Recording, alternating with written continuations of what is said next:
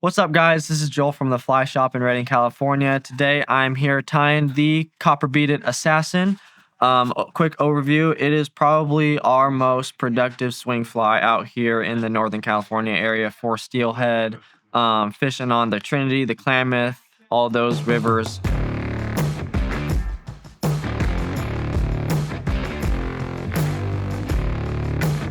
Alright, guys, I am on a 5262 size 6 fly shop hook. Paired that with a 3/16 or a 4.8 copper brass bead. I like to oversize it a little bit just to give it some more weight. First, we're going to start off with our .025 lead wire, just to give it some more weight and some bulk in the front.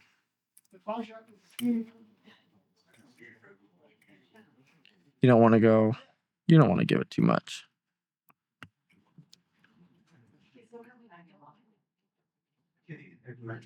Push it to the front. Now I'm going in with my brown 140 UTC thread. I'm gonna secure it in place.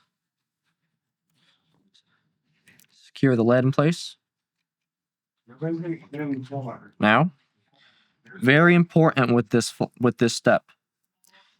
You want to stop your thread right before the barb of the hook. All right, you don't want to have the chenille kind of hanging over the bend of the hook right there. You want to make sure it's nice and flat. So you want to stop right about there.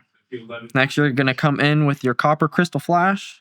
I like about 10 strands of it. It just gives it enough of a bulk on the tail while maintaining, a slim enough profile. So I like to measure it about length of the hook, maybe even a little shorter. About there. Gonna secure it in place.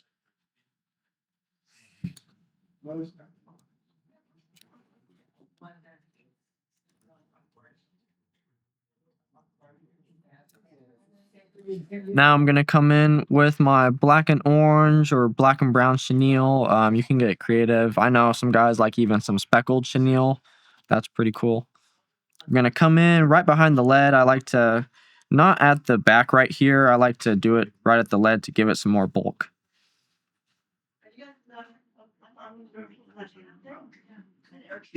Okay.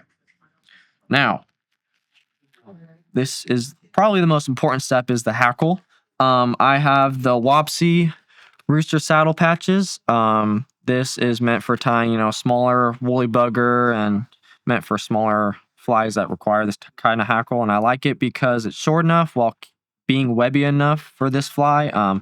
You could use schlappen or, Chinese saddle hackle, but I like this the best because it's the shortest and it's easiest to work with, and you get the most out of your saddle, your patch to tie your flies in. All right, now I like to tie it in at the tip.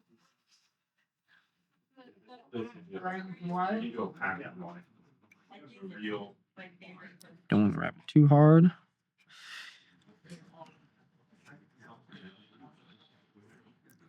Now, this is also a very important part.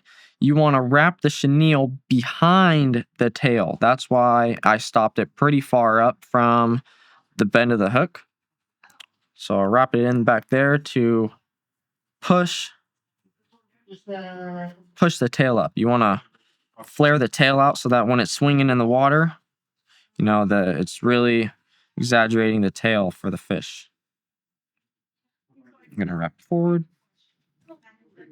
Optional step is you could add copper wire into the fly if you want to give it some more durability. I personally don't like putting copper wire in just because it can mess with the hackle when you're wrapping the wire forward.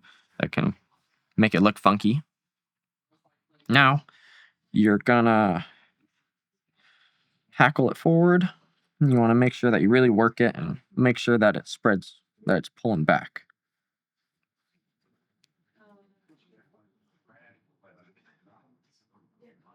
And I like to have a little bit of a longer,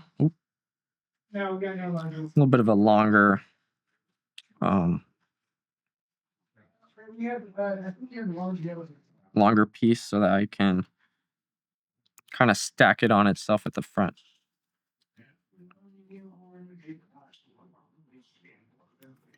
Gonna secure it down. I like to cinch it. Give it that nice pushback look. Gonna secure it off. Now, I just like to kind of overlap over the hackle to really push it back.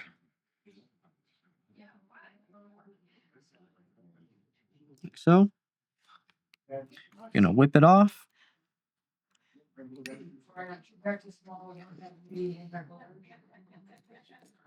There you have it. This is the Copper Beaded Assassin, one of our most popular swing flies in the Northern California area. We hope to see you in here in the shop, and happy tying.